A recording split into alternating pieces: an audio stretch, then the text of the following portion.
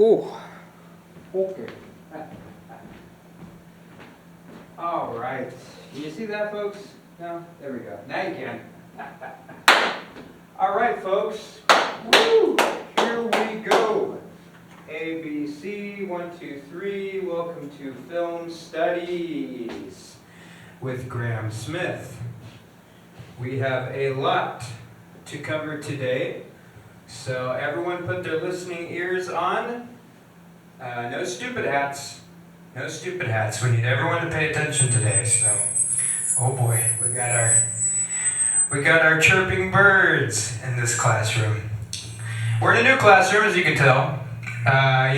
It's always a new classroom, it seems, these days. A lot of the classrooms that I like are always reserved. The science department, they pick up on those classrooms right away. Burnt, and you gotta catch them early in the morning if you really want to make them. So let's do the game here, where I put the mic somewhere where you can't hear me, because that seems to happen a lot, to the point where I just have to hold it, Okay, so here we go. Welcome back to class. This is Inside the Voice of Love Falling Down by Graham Smith, Cass McCloyd. Okay, very good, very, very good. We've gone over this many, many times. This beautiful, beautiful script.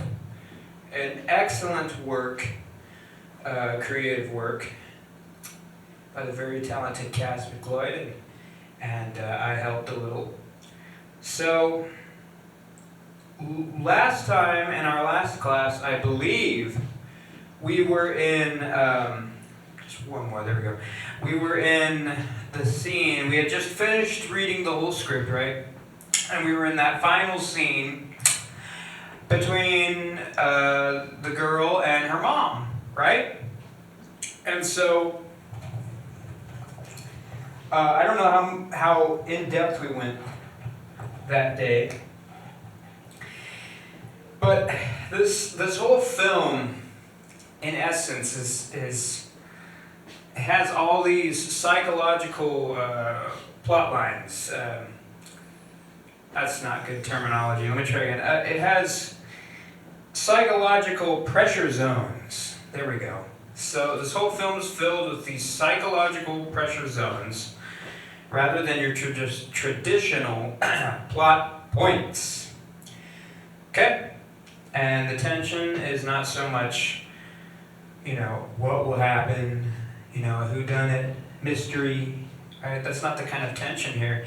The tension is how far will the character detach from humanity before connection reasserts itself, right? That's what's going on. So let's go ahead and jump right in back to the mama and daughter conversation, right? The psychological and philosophical breakdown of this scene. So, the scene premise, right? The scene is functioning as the true climax. It's the true climax of the film. And instead of physical action, the tension comes from philosophical collision between the two ways of understanding life. So the daughter represents, in this case, the existential detachment, right? And the mama, represents meaning chosen through life. I'll say that again. Mama represents meaning chosen through life. And neither of these characters are naive, and neither of these characters are wrong. Therefore, the balance in this conversation that they're having together is what creates the emotional power of the scene, right? So, and it's kind of like in stages. It's kind of in stages, right? Throughout it. So the first thing we experience is the shock. Shock versus calm, right? When the daughter appears at the door, she comes back home. And the emotional energy between the characters it's uneven. It's uneven, right? There's not a lot of balance. The mother is overwhelmed with relief, disbelief, fear, and then the daughter is, of course, disassociated. She's calm. She's extremely calm. Unnaturally, unusually calm. So right off the bat, the imbalance creates that tension. And the daughter's calmness, of course, suggests that she's already processed something internally, maybe eternally too, something else, but inside, right? She's already processed something inside. That's what she's conveying while she was missing. And so the daughter's philosophy is the daughter has arrived at a quiet form of nihilism. And that in itself is subjective, but right? Because when you're talking philosophically, it's hard to come to a concrete, absolute way of something being conveyed. Everyone's going to have their own take, but for the sake of understanding one side of this whole thing, the daughter has arrived at a quiet form of nihilism. And again, that's subjective to what you believe, because you might believe something that, in your view, she's not. But she recognizes, if anything, that the world does not stop for anyone. And life is continuous regardless of any given individual's suffering. So her logic becomes very simple. Very, very simple.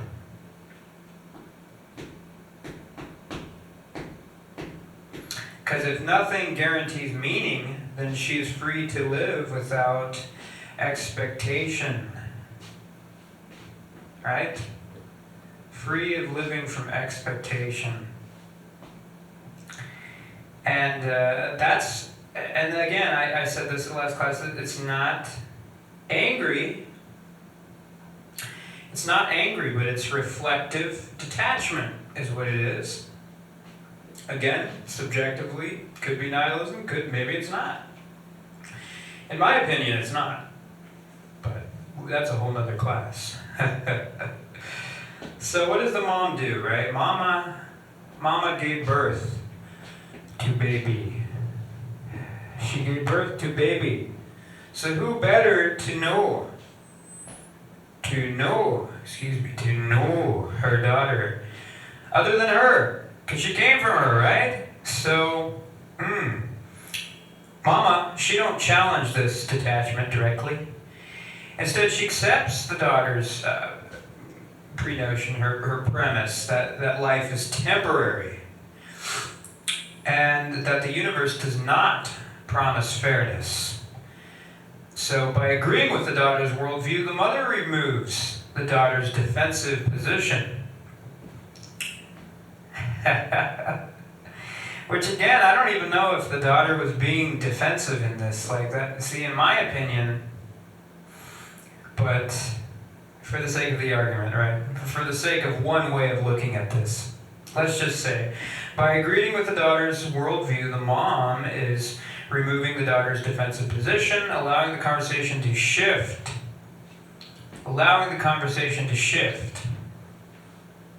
So, and this is how Mama does it. She is turning the philosophy back, if you will. And so once the premise is accepted, Mama reframes the entire question, right? If the universe does not prove meaning, then meaning must come from human choice, is what she says. And her argument becomes, even if nothing is guaranteed to matter, loving someone can still be something in person, something a person chooses, right? Free will. Something a person chooses. So, then the mom does this, I guess what I would like to call it a kind of an emotional checkpoint.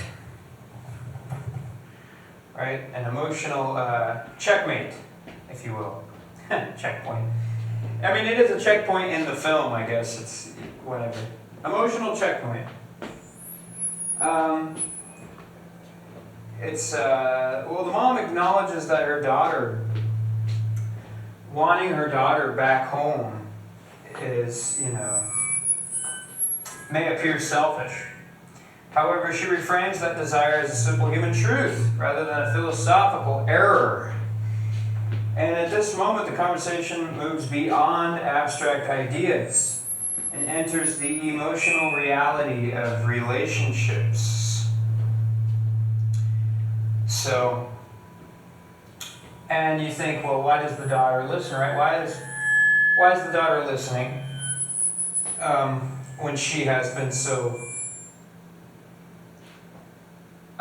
grounded in everything that she believed beforehand? Well, it's because throughout the film, the daughter encourages the strangers and the institutions and the empty spaces that none of them really challenge,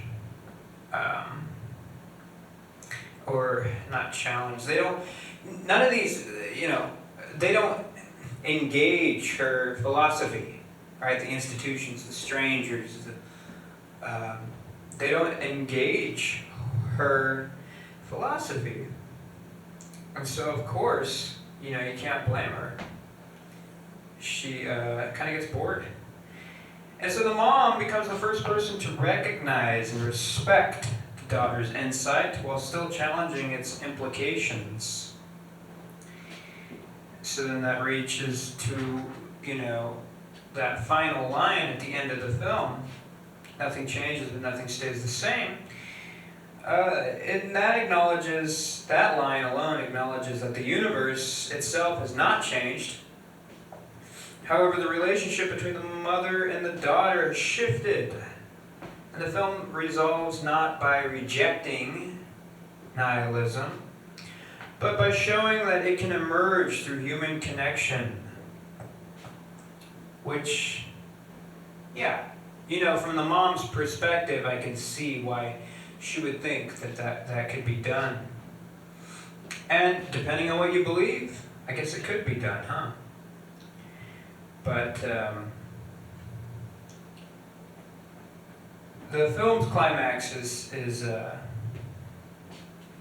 that's at the end of the day, right? At the end of the whole thing, the film's climax is not the disappearance, right?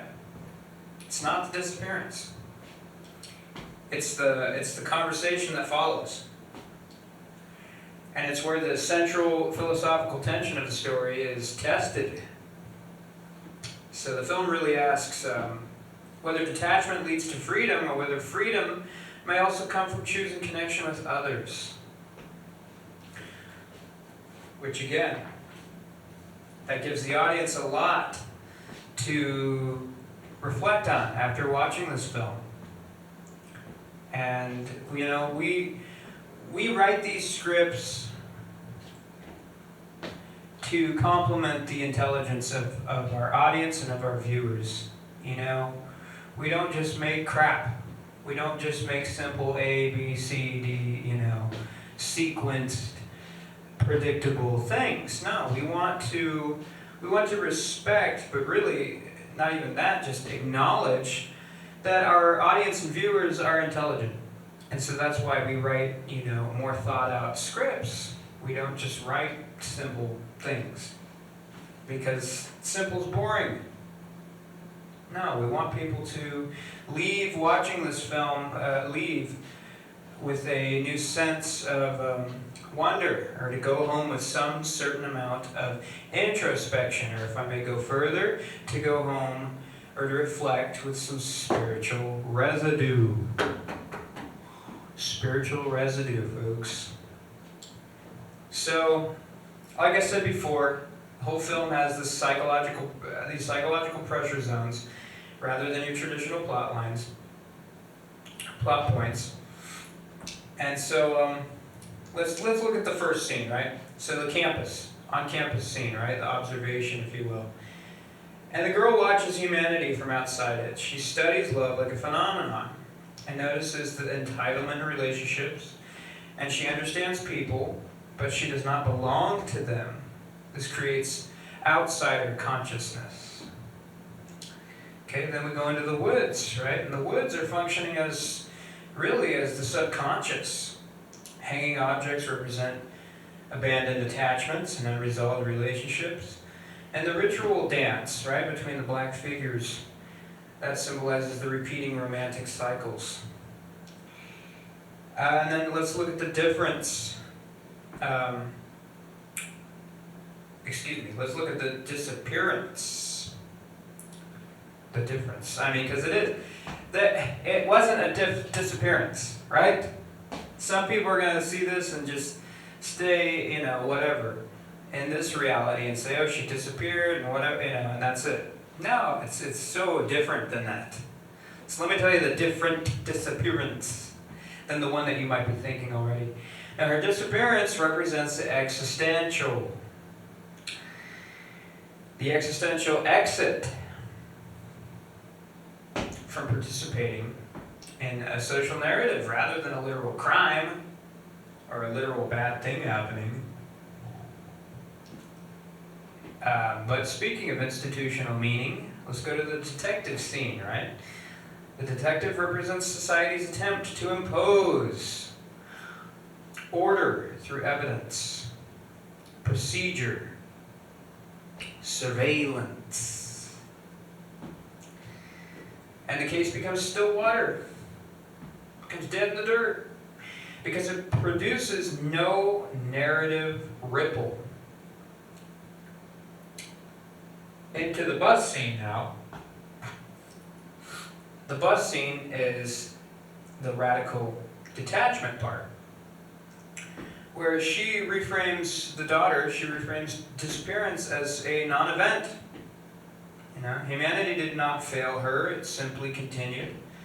And this produces philosophical freedom, but subjectively emotional isolation as well.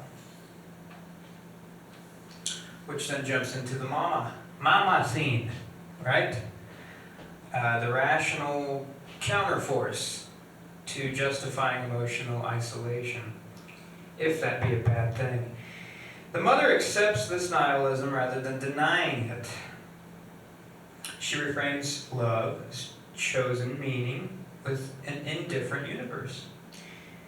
And so our resolution is nothing changes, but nothing stays the same, right? It shows that while the universe remains while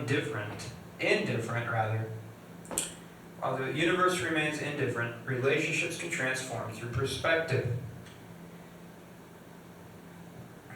And so now we're going to look at some of the cores throughout this script. I like to call them story engines, right? And these, because they operate like engines in a car, And these engines are kind of hidden, right? So our first hidden story engine is each act in this film tests the idea of meaning. Is that a wasp? Excuse me, sorry folks. Wasp just came up right here and started flying around. I used to love wasps when I was a little kid. Ask anybody who knows me. Oh, I just used to love them. So anyway, each act in this film script tests the idea of meaning, right? Questioning meaning, rejecting meaning, and then choosing meaning. That's what I would call the existential engine. Which is funny, because then our second engine in the film is the visibility engine. It's the visibility engine. And so it's because the story repetitively explores being seen versus unseen. And the daughter disappears within this surveillance culture, while the mom becomes the only person who truly sees her. And then that goes into our next, attached, to the car battery, into our next story engine. What a weird analogy, forgive me folks, but this is the meaning engine. We're going to double down. This is the meaning engine, which is two responses to meaninglessness. Two responses to meaninglessness appear. You have your detachment, which is the girl, and you have your meaning/creation through love, which is mama. And so, it leaves the audience wondering whether detachment is enlightenment, or whether choosing connection is the braver act. I'll say that again. All of this leaves the audience asking whether detachment is enlightenment, or if choosing connection is the braver act. And it looks like we made a little chart here for you. And here, I'll zoom that out a little bit so you can see it. We will go over that in just a second. Let me double check our time.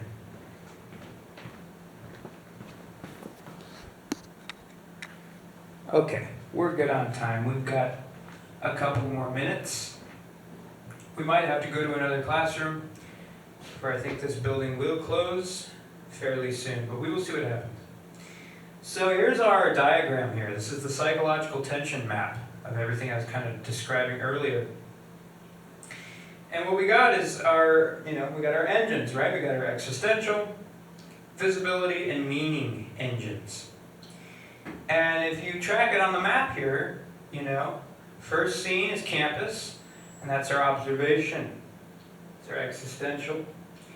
Then it goes into the woods, kind of jumps into emotional memory, right? And that's when the psychological tension starts to earn, right? You got an indent there, which then leads to our disappearance, our existential exit, and then the detective, the institutional meaning, and then to the bus, which is our radical detachment in the daughter's big speech, all the way to end to mother's relational counterforce, which then reaches to the final transformation.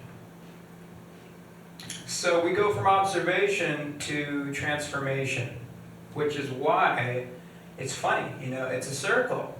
Even the whole script is a circle, and it's so well put in this diagram. I'm actually surprised how good that is. It's amazing. So, goodness, we've got a little more to go over. I don't know if we'll be able to get to it tonight, but yeah, I went ahead and put this on Canvas. I think I did, at least. I'll make sure to do so if I haven't already. But yeah, we have just a couple more things to go over. So let me check our 1, 2, 3 here. Zoomers.